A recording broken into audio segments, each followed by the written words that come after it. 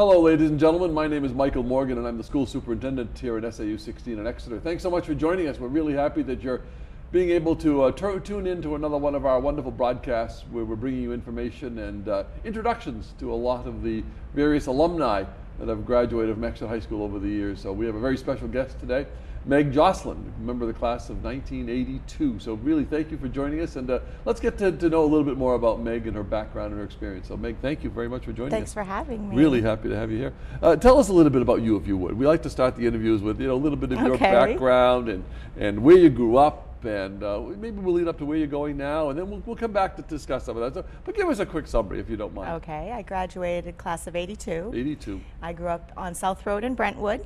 Good, a Brentwood girl. Good, wholesome childhood. You go to Swayze Elementary School? I did go to Swayze Elementary School. Okay, keep going.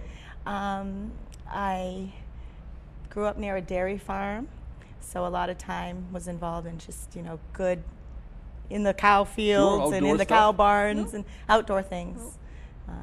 Loved growing up and venturing down into Exeter. Exeter's a special place in my heart. Sure. Spent a lot of time down in Rye Beach. Did you go to Exeter Junior High? I did. You did, and you remember some of those old days? I Mr. do. Meehan, Tom Meehan, was Mr. Meehan there? I do. Mr. Meehan, a great man. In the entire history of Exeter Junior High, we only had 2 principals in 31 years. Really? Mr. Meehan and Mr. Frank Kazaka was before. Right. But just amazing when you think about that. So you went to Exeter High School? I did. And then what? What did you do after high school? Well, I went to about a year and a half of college. I wasn't driven to go to college. I was madly in love with my high school sweetheart, and I married young, and I went into construction with him. I did take building trades in high school with Mr. D'Alessio. Nice. And so, I had a passion for building, but being a woman in the 80s, I just didn't feel that it was something difficult to get into. But I did marry into an engineering family, and we developed a lot of properties, and I was lucky enough to be on the job sites and general contracting up in the Alton area where I moved to. Children? I do. I have 2 children, Lucas, who's 15 now, and Brian's 22. Nice. Now in high school, Jocelyn is the name you're going by now. What was it for our audience in particular? My married name is Jones. Jones. But as far as the music career, it is Josalen. I combined my children's middle names together, Joseph and Alan, and created this little persona for me to get out and play. Good, because your music has been your big love now. Right now, absolutely. Exactly. Tell us a little bit about your music. Well, I bought a piano 4 years ago. I played a little bit in high school, and just some music lessons here and there with Carol Walker. That's a familiar name, I'm sure, to a lot of people. A lot of kids took piano lessons with Carol Walker. And I kind of took the classical, Beethoven, typical piano lessons for that, young time in your life. But I bought a piano about 4 years ago, and I've always written poetry. So I was able to combine my love of words, and then all of a sudden just music started pouring out of me. Wow. So I had 11 songs that I decided to, I don't write anything down, I'm not an educated musician or anything, but I wanted to get them out of my head, so I looked up a little studio up in my area and found a Rocking Horse Studio in Pittsfield. In Pittsfield, New Hampshire, good. And went there just for fun, thinking I'll just record a few songs for my mom and my sisters, and just get it out of my head. A holiday gift or whatever, sure. Right, so from there, the producer of the studio and the owner, Brian Coombs, said, this stuff's really good. And have you ever thought of hiring accompaniment? They had a large amount of very talented studio musicians. So I said, well, no, I hadn't, but let's try it. So I recorded my piano parts and then hired different musicians to come in. And from those 11 songs, it morphed into a 2-year project of which I created a 28-song double album. Really? So it was a growing experience, unexpected endeavor, just wonderful and fun. And then, I wrote some where I put my poetry to the music, and went in saying, well, we could hire a singer, and they're like, well, why don't you sing it and go ahead, give us an idea of what you're looking for in a singer. And they said, you can sing. Really? Well, So, that's nice. I mean, it morphed into this incredibly wonderful endeavor, and now I'm getting out there playing open mics and just really trying to get it out there and looking for a publicist because a lot of it's very theatrical in nature. Wow. I'm a Pisces. I'm a That's hopeless excellent, though. romantic and very theatrical, and But that's nice. So, yeah, it's been wonderful. But before we end our interview, would you be willing to sing or play something for us? Sure. You I'll would be play a happy song called 17, which I think would fit in very appropriately with coming back to high school. to Exeter High yeah. School days. So Yeah. 17 will be the special feature Yeah. today. I Let's think go do that now if we I'd could. be glad to do that. Okay, that's great. Thanks. Thanks. Okay, thanks.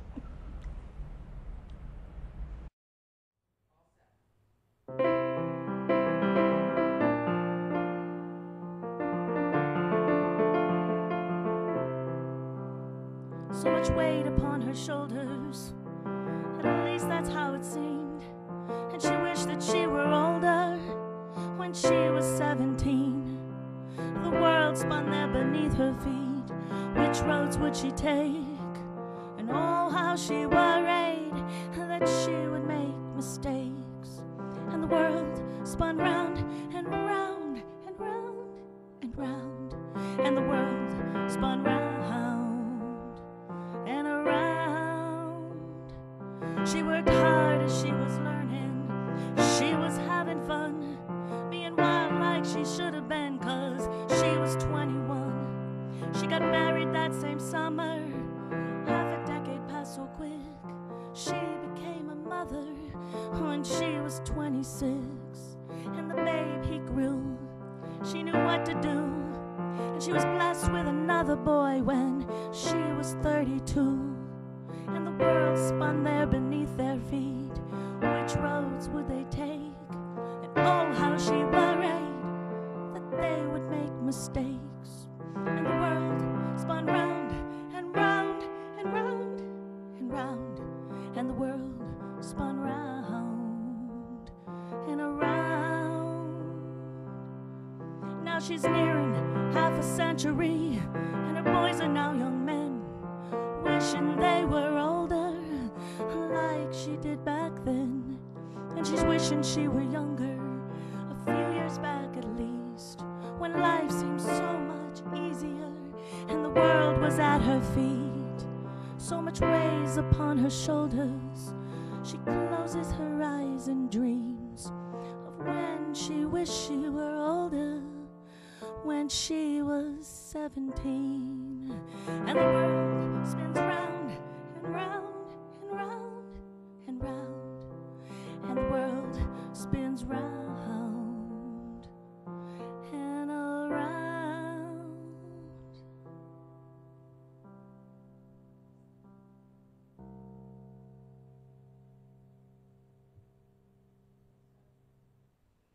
Oh, what a great opportunity. That was Thank really, you. really nice that would you be Thank able to do you. that for our audience. Thank you. What inspired you to write? That's what I'm kind of curious. I think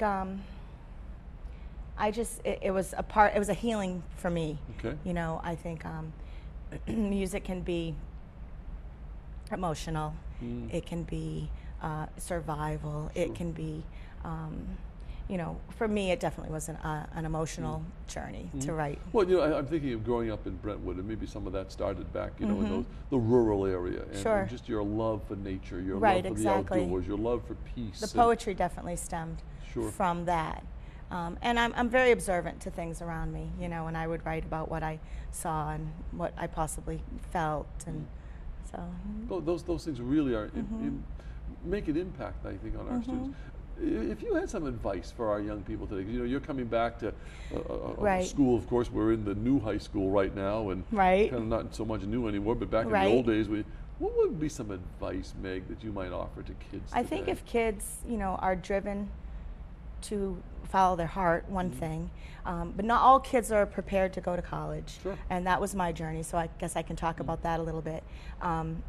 I can't look back and say that anything I chose to do, whether it was home daycare, because I had children and it fit in my life, or, you know, developing a martial arts program, all those things that I didn't really necessarily think that's where I was going in life, none of it was wasted, because everything led to something else along the way. Almost like building blocks. Exactly, and it's an opportunity to grow. But even in your failures, you have moments to grow, and I think that's, as far as the music, you know, some of the failures are reflected in my music, but that's where I think you draw most of your strength, and either you're going to break as a person, or you're gonna learn more about yourself than you ever thought you would. You're going to connect with people too, because people are going to connect with your music. People are going to I hope it's identifiable to people. Sure. You know, life's not always wonderful and so you happy. certainly tell our kids, Right. our students right now, to follow their heart, follow Right. their dream, but Exactly. also do something that they really like. Right, something that you don't think applicable right now in the moment, will later in life you'll reflect on and say, I did need that skill, I did need that task. So if you put forth 100% into everything you do in the moment, it'll all work Really out. come. I think that's it. I want to talk a little bit about, you mentioned martial arts. Tell Right. me about Well, that. I studied martial arts in school. I wasn't involved in a lot of sports. My father was a school teacher, and I had to At attain Exeter High a School? certain grade Oh, no, in okay. Amesbury, okay. Massachusetts. And I wasn't always attaining that certain grade that my dad felt I should to participate in school activities or what have you. But as a family, we studied martial arts together. Wow. And we traveled to Concord twice a week from Brentwood to study. Were your parents involved? My in parents and my younger sister were Really? involved in that. So that was a big foundation for me as far as, you know, that particular art. And here we are talking about, you know, what might apply in your life then. I waited so many years, 20 years later, when my children were going into programs and I looked into martial arts for them. I thought I had let it go for so long. And then I decided I was going to take karate again. Did you? So you went back to it after that? So I went back to it again, and 10 years into it, I attained my black belt. I ran 2 successful martial arts schools. I specialized in kinder karate that I created for kids 4 to 6 years old that not many people really want to deal with in the martial arts world, because they're 4 to 6 year old spastic children, and children and people with special needs.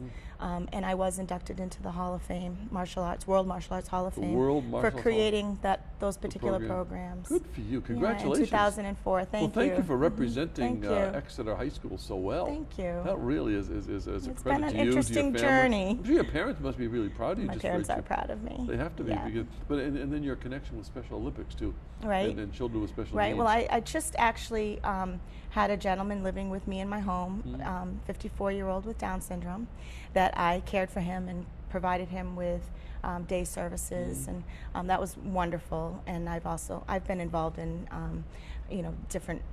I was a housing coordinator, assistant, finding homes for people with special needs.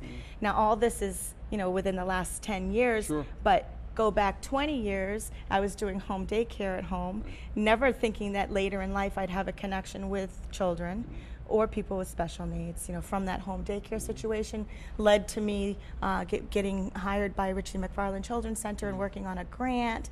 So, everything just kind of flowed in my life as far as connection. It's definitely building blocks. True. I think I've always believed in my heart, and I worked with kids for a long, long time, that things happen for the best. I've said that to adults, and I really believe that's true.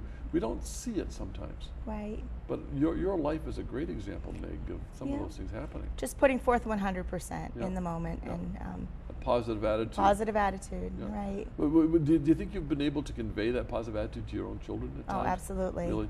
Absolutely. That's wonderful. Yeah. I saw that, was it your album that you had dedicated to your two children? Right, I dedicated my album to the ultimate instrument, the heartstrings. The heartstrings. To my children who play the ultimate instrument, my heartstrings. That's wonderful when you really think about the Mm-hmm. dedication and compassion that you've been able to show this. How do you think high school is different today than what you might remember from high school days? Well, I just looking at this studio as an example of opportunities that kids have technically. Although building trades was there, and the tech school at the time, and it was almost brand new when you got started. Right, there. it was. It actually was. My first class I took there was the store. Right. The marketing program. Right, exactly. And then my senior year in high school, I took the building trades program. But I mean, just walking in this school, and also in Alton, seeing their new facility is like 5 years old. School, right? I mean, it's amazing. It's just the kids have so much opportunity. And the size of the school has changed. Amazing. Tremendously. Right. We're today at Exeter High School over 1,750 kids. That's crazy. Which is about twice the size of students that you had back in the old days Right. of Exeter High School.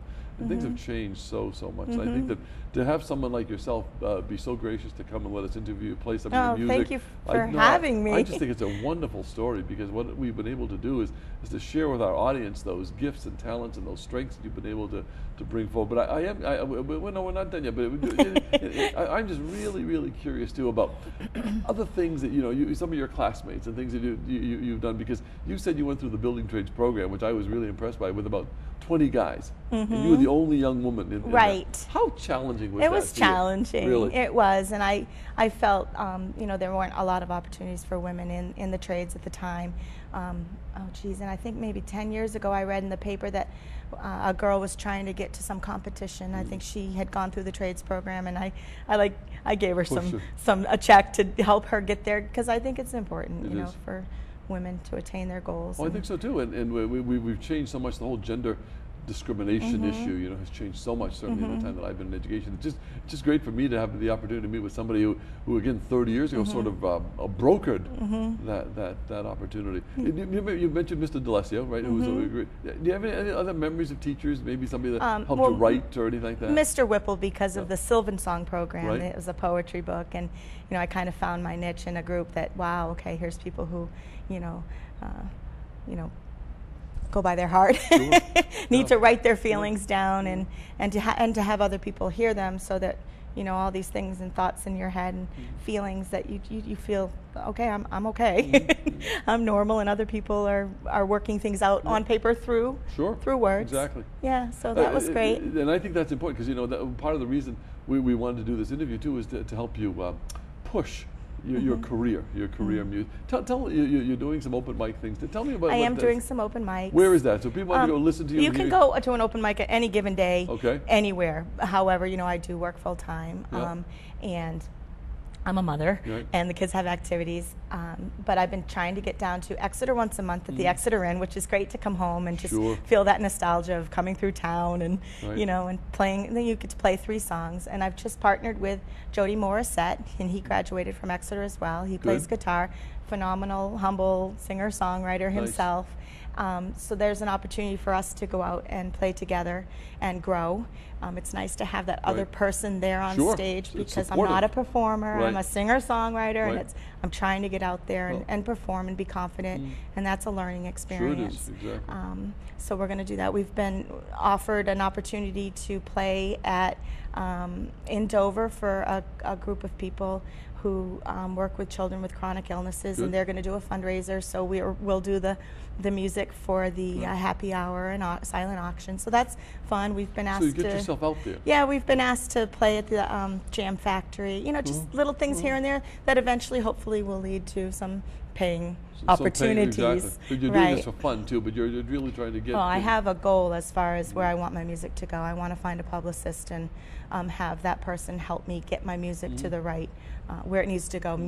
As far as theater, the film industry, things like that, because it is very theatrical. It's very big production. When you talk about goal, explain that to me and our audience a little bit more. When you say your goal in theatrics and movies, how does that come about? Well, everyone has a genre. I'm not a rock and roller up on stage.